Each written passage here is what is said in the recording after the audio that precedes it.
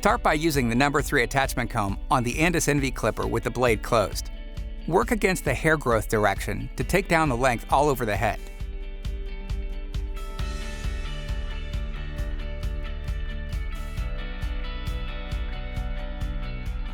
Note: you may need to switch directions depending on the hair growth pattern.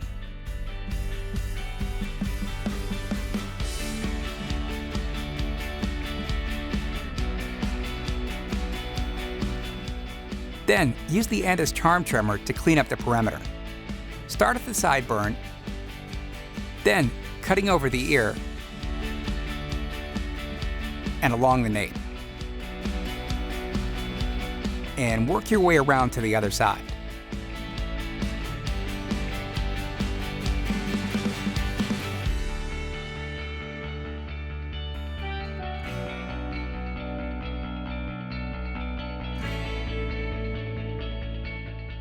Begin the design by placing the trimmer blade at the top of the temple, halfway up the side. The curve follows the bone structure, dipping behind the ear just above the mastoid. Then, start the second curved line just behind the ear about a ½ inch above the previous one. Then curve it down through the back towards the occipital bone. The goal is for the 2 lines to meet at the ends.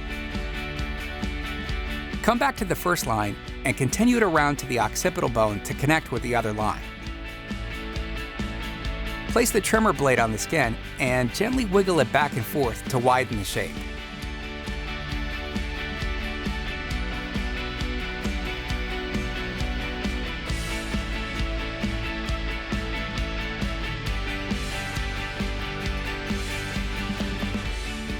Step back to examine and make any necessary final adjustments. Use your blow dryer to remove any cut hair and apply product to style.